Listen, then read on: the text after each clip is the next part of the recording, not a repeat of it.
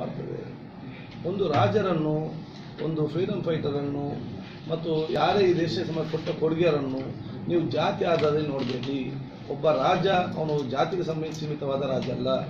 ಒಬ್ಬ ಆಡಳಿತಗಾರ ಒಂದು ಜಾತಿಗೆ ಸೀಮಿತವಾದ ಆಡಳಿತ ಸಾಧ್ಯ ಇಲ್ಲ. ಅವರ ರಾಜರಾಗಿದ್ದರು. ಆ ಕಾಲದಲ್ಲಿ ಅವರ ಕೊಡುಗೆಯನ್ನು ಸಮಾಜಕ್ಕೆ ಮತ್ತು ದೇಶಕ್ಕೆ ಕೊಟ್ಟ ಕೊಡುಗೆಯನ್ನು ಅದಕ್ಕೆ ಅನುಗುಣವಾಗಿ ಅವರ ವ್ಯಕ್ತಿತ್ವ ಮತ್ತು ವಿಚಾರ ತಿಳಿಸಿಕೊಳ್ಳಲಿಕ್ಕೆ ಮತ್ತು ಯುವಜನಾಂಗಕ್ಕೆ ಪರಿಚಯ ಮಾಡಿಕೊಳ್ಳಲಿಕ್ಕೆ ಇಂಥ ಕಾರ್ಯಕ್ರಮ ಸರ್ಕಾರ ಹಮ್ಮಿಕೊಂಡಿದೆ. ಬರೀ ಇದು ಒಂದು ಜಯಂತಿ ಮಾತ್ರ ಅಲ್ಲ, ಎಲ್ಲ ಜಯಂತಿಗಳನ್ನು ಇವತ್ತು ಆಚರಿಸ್ತಾ ಬಂದಿದೆ. ಕೆಂಪೇಗೌಡರು ಆಗ್ತದೆ, ಸಂಗೊಳ್ಳಿ ರಾಯಣ್ಣವರ ಆಗ್ತದೆ, ವೀರರಾಣಿ ಹಬ್ಬಕ್ಕೋತ್ಸವ ಆಗ್ತದೆ, ಕಿತ್ತೂರು ರಾಣಿ ಚೆನ್ನಮ್ಮ ಆಗ್ತದೆ. ಸೊ ಅದನ್ನು ಒಂದು ಜಾತಿಗೆ ಸೀಮಿತಗೊಳಿಸುವುದ, ಜಾತಿ ಮುಖಾಂತರ ನೋಡೋದು ಸರಿಯಲ್ಲ. ಅವರು ಆ ಕಾಲದಲ್ಲಿ ರಾಜರಾಗಿದ್ದರು. ಅವರು ನಮ್ಮ ಇತಿಹಾಸ ಪೂರಕವಾಗಿ ಸಾಕ್ಷ್ಯಾಧಾರವಾಗಿ ಯಾವುದು ವಿಚಾರಗಳಿದೆ ಅದಕ್ಕೆ ಅನುಗುಣವಾಗಿ ಇವತ್ತು ಇರಬೇಕು. ಆದರೆ